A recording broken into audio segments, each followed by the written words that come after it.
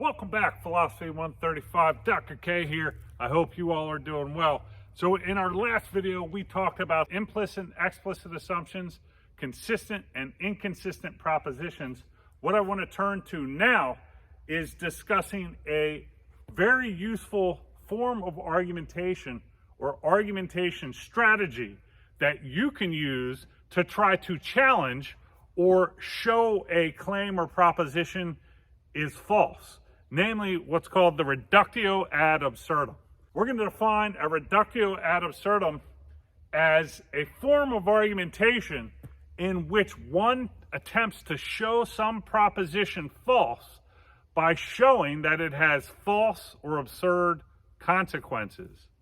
Right? So a reductio ad absurdum is a form of argumentation in which one attempts to show some proposition false by showing that it has false or absurd consequences. So in a classic example, let's take the following proposition as the proposition to be reductioed, namely the proposition that to be a human being is to be a featherless biped. So there's a famous story that roots back to, supposedly anyway, to Aristotle's, was an early Greek philosopher's school called the Lyceum. Supposedly someone at his school had defined a human being as a featherless biped. Okay? And the story goes, the members of an opposing school plucked a chicken and threw it over the walls of the Lyceum, or Aristotle's school, and said, "Behold, Aristotle's man." Right, so what's the idea here? Let's say the question is, what's a human being? It says, well, a human being, right, what it is to be a human is to be featherless and bipedal. That's what constitutes a human being. You could think of what's going on in the case with the plucked chicken is someone saying, well, okay, what's an absurd, let me think critically about this theory of human beings by seeing if it has any false or absurd consequences. Well, let's imagine that we pluck a chicken, right? If you plucked a chicken, it would be featherless, and chickens are also bipedal. They walk on two legs. So by that definition, the plucked chicken would count as a human being. But that's false or absurd or silly, right? So therefore, there's a flaw with that account of what it is to be a human being as being a featherless biped. Now, the conversation might continue to say, oh, okay, well, how about this one, right? Someone might change it up.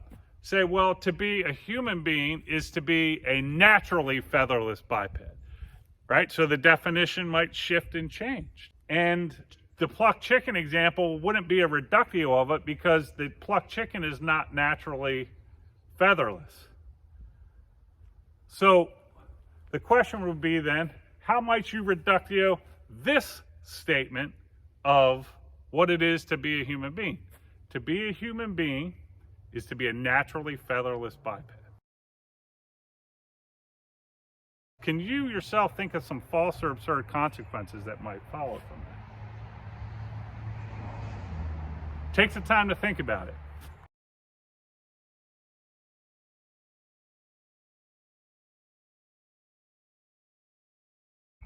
So there's lots of things that one might say.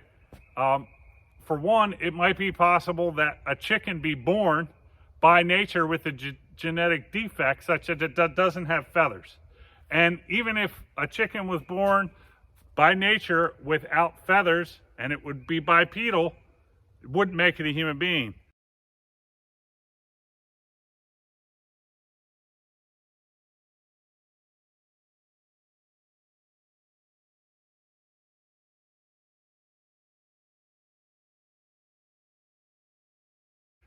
Furthermore, some students have tried to use the example of Tyrannosaurus rex.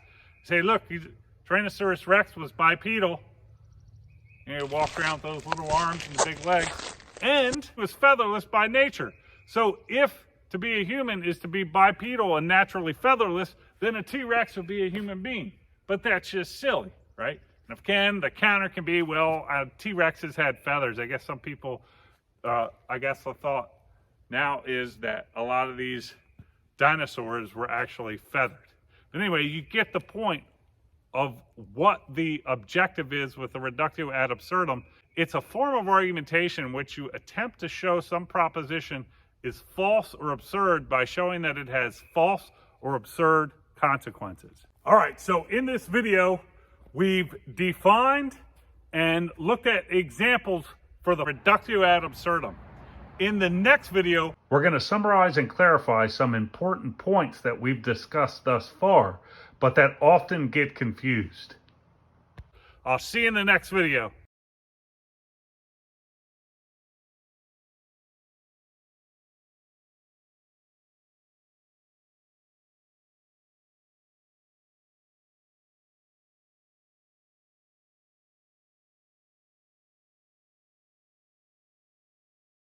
Dr. K out.